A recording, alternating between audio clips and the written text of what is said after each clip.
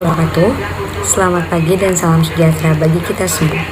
Semoga selalu dalam lindungan Tuhan dan diberikan kesehatan selalu dimanapun teman-teman semua berada. Kami dari kelompok 2 akan mempresentasikan hasil diskusi kami mengenai judul praktikum yang telah kami lakukan. Sebelumnya, perkenalkan saya Arsyina Mazain, NIM K3318008. Binti Nafiatul Zulfa, NIM 16. Perkenalkan, saya Ida Setiarini, NIM 32. Lutfia Tamami Al-Husna, NIM 42. Baik, nama saya Muhammad Khairul Anam, NIM K3318046. Perkenalkan, saya Popi Rahmatul Haja, NIM K3318060. Baik, langsung saja. Judul praktikum yang telah kami lakukan yaitu isolasi trimirisin dari biji pala dengan tujuan melaksanakan isolasi trimirisin dari biji pala. Selanjutnya, langkah kerja dan hasil pengamatannya. Yang pertama, menimbang 20 gram serbuk biji pala lalu dibungkus dan diikat. Yang kedua, mengisi alas bulat dengan 175 ml petroleum ether lalu melakukan sokletasi, di mana proses sokletasi yang kami lakukan yaitu 3 siklus. Yang ketiga, memisahkan petroleum ether dengan trimirisin melalui proses destilasi. Setelah proses destilasi selesai, yang keempat yaitu menuangkan residu ke dalam gelas beker dan menambahkan 25 ml aseton dan memanaskan selama 10 menit di hot plate. Yang kelima yaitu mendinginkan dengan es batu sampai terbentuk hablur. Yang keenam, menyaring dengan kertas saring. Yang ketujuh, menyimpan dalam eksikator kurang lebih selama 3 hari dan menimbang hasilnya. Hasil pengamatan yang kami peroleh yang pertama yaitu warna serbuk pala yaitu warna coklat. Hasil sokletasinya adalah warna kuning. Hasil destilasi pada labu destilat yaitu petroleum ether diperoleh warna bening, dan pada labu alas bulat yaitu trimirisin diperoleh warna kuning bening. Ketika residu ditambahkan dengan aseton, warnanya berubah menjadi kuning bening, dan setelah diuapkan warnanya menjadi kuning. Setelah terbentuk hablur, warnanya menjadi putih kekuningan, dan setelah itu disaring. Residu yang didapatkan yang itu berwarna kuning muda, dan filtrat yang didapatkan berwarna kuning bening. Massa kertas saring sebesar 0,59 gram, massa akhir sebesar 8,2 gram, dan warna setelah disimpan yaitu menjadi kuning pudar. Perhitungannya yaitu yang pertama menghitung massa trimirisin dengan rumus massa akhir dikurangi massa kertas saring. 8,2 gram dikurangi 0,59 gram, sehingga massa akhir trimirisin yang diperoleh sebesar 7,61 gram. Untuk rendemennya diperoleh sebesar 38%. Landasan teori. Prinsip dasar pada percobaan ini adalah isolasi trimirisin dengan cara sokletasi dan destilasi. Trimirisin merupakan suatu trigliserida. Trimirisin yaitu ester yang terbentuk dari gliserol dan asam miristat. Gliserida dalam biji pala mempunyai kadar yang tinggi tanpa tercampur dengan ester-ester lain yang sejenis. Kandungan trimirisin dalam biji pala cukup tinggi sehingga dapat diperoleh dengan cara ekstraksi ether yang sederhana. Struktur trimirisin dapat dilihat di dalam slide. Reaksi pembentukan trimirisin seperti yang telah ditampilkan di dalam slide, yaitu gliserol ditambah asam miristat menghasilkan trimirisin dan air. Trimirisin berbentuk kental dan tidak larut di dalam air. Sifat trimirisin yaitu memiliki berat molekul 728,18 gram per mol, berbentuk serbuk putih atau kristal putih, tidak larut di dalam air, dan larut dalam alkohol, ether, kloroform, dan benzena. Adapun kadar masing-masing komponen di dalam trimirisin yaitu 74,73% C, 11,99% H, dan 12,27% O. Ekstraksi trimirisin dapat dicapai secara maksimal dari biji buah pala dengan ekstraksi ether dalam alat reflux dan residunya dihablur dengan aseton. Dengan cara ini, senyawa trimirisin dalam biji buah pala tidak banyak bercampur dengan ester-ester lain yang sejenis. Sokletasi yaitu sejenis ekstraksi dengan pelarut organik yang dilakukan secara berulang-ulang dan menjaga jumlah pelarut relatif konstan dengan menggunakan alat soklet. Prinsip dari sokletasi yaitu ketika pelarut menguap akibat pemanasan, uap pelarut akan naik, kemudian akan didinginkan oleh kondensor menjadi cairan yang kemudian jatuh ke dalam soklet tempat serbuk biji pala.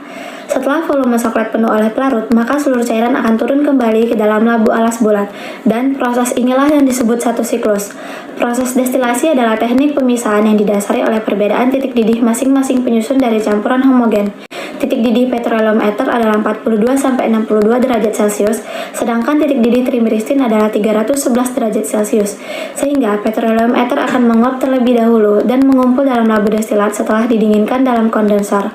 Sedangkan trimeristin akan tertinggal sebagai residu dalam labu alas bulat. Isolasi trimeristin dilakukan dengan menggunakan petroleum ether.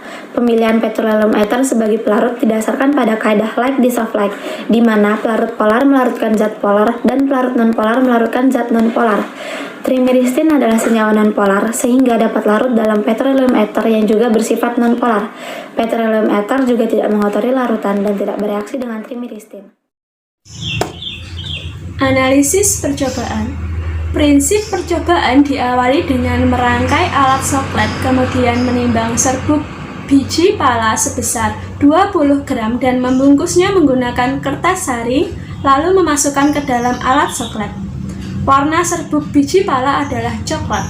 Kemudian mengisi labu bundar dengan 175 ml petroleum ether berwarna bening, lalu melakukan sokletasi selama 3 siklus dengan suhu 55 derajat Celcius dan didapatkan hasil sokletasi berwarna kuning bening.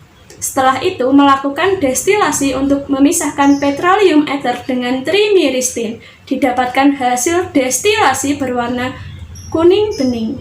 Lalu menuangkan residu dalam gelas beker dan menambahkan 10 ml aseton yang berwarna bening. Setelah ditambahkan aseton, warna residu menjadi kuning bening. Selanjutnya, memanaskan gelas beker yang berisi larutan tersebut selama 10 menit, warna menjadi putih kekuningan. Setelah itu, menyaring menggunakan kertas saring, warna residu kekuningan, dan warna filtrat kuning bening. Kemudian, melakukan pengeringan dalam eksikator selama 4 hari dan menimbang hasilnya. Didapatkan hasil trimeristin sebesar 8,2 gram. Masa akhir setelah dikeringkan di dalam eksikator adalah 8,2 gram dengan massa kertas saring sebesar 0,59 gram sehingga berat murni trimeristin adalah 7,61 gram. Berdasarkan perhitungan didapatkan rendemen sebesar 38,05%, sedangkan menurut teori rendemen trimeristin dalam biji pala sebesar 20-30%, sehingga percobaan tidak sesuai dengan teori. Hal ini mungkin disebabkan oleh proses penguapan atau pemanasan yang kurang sempurna sehingga masih ada pelarut yang tertinggal.